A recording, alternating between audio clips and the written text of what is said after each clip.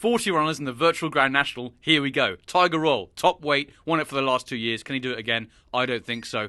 Didn't run great at the Cheltenham Festival. This could be his undoing. Second up, Bristol de Mai. Very, very good horse. Galloping Grey. Needs to be a Haydock. Third up, ASO. Venetia Williams. Not good enough, too high in the weights. Fourth, we've got Elegant Escape. Former Welsh national winner. Stays all day, but is probably too slow. Annabelle Fly. Well, he's second in the Gold Cup a few years ago. Big Bazzer on board, but I don't think he's going to be quite good enough for this. Topville Ben needs to be at Weatherby. Beware the Bear, beware back in that one. Peregrine Run. Very good chance. 66 to 1. Could be a big price. Jet gets Samuel Lee Cohen. We know how good Samuel Lee Cohen is over those fences. However, the horse is just not the right horse for the race. Alpha des Obo, too long in the tooth now. Total recall, same comments apply. The Storyteller ran a really big race at the Cheltenham Festival. He could be on a nice mark. 40 to 1 looks a very decent price. Magic of Light, second in the race last year. Wonderful mare. Tough as old teak.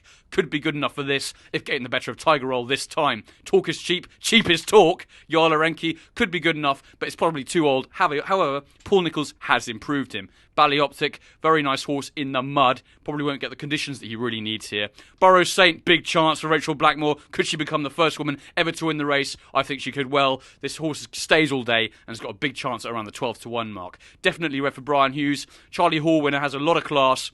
Could be good enough, but may just not stay the distance. Sub-Lieutenant, no way. Front runner will definitely get too tired. OK Corral for Derek O'Connor, the wonderful Derek O'Connor. Can he do it for JP McManus? He's got a big chance at a nice weight of 10 stone 9.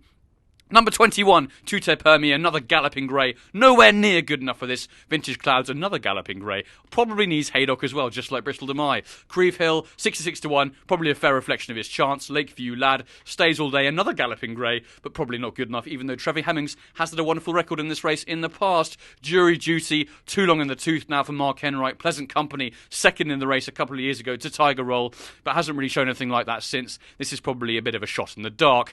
Acapella Bourgeois, unlikely to be good enough now, he's too old. Shattered Love for Lisa O'Neill, who has actually won on Tiger Roll in the past at Cheltenham, but this horse is probably not going to be quite up to this level. Any second now for Mark Walsh, another JP McManus runner. This one's got a really big chance of a very low weight, so don't discount him. Potter's Corner, Welsh national winner, Stays All Day for young jockey Jack Tudor, who is absolutely sensational in the saddle. He's got a big chance around 18 to 1. Dunacos, Duna Don't. Kildesart, Nico de Bonville will not stay this distance. Death Duty, he's far too old now. He looked a really exciting horse back in his youth, but this is probably too tough a test. Ramsey Statay has got a big chance, but he probably needs the ground to be a lot softer, which is why he's around 66 to 1. Valtor also 66 to 1, very low weight. Got a nice rider in James Byrne on board, but this is probably going to be too far for him as well. Likewise, Warrior's Tale for Harry Cobden. Paul Nicholls got a very nice low weight, but he's never really shown anything like this distance. Double Shuffle, not good enough. Kimber Like Candy, now he's got a really, really big chance down the bottom of the weights. Tom Lacey, who trains not far from where I am standing right now.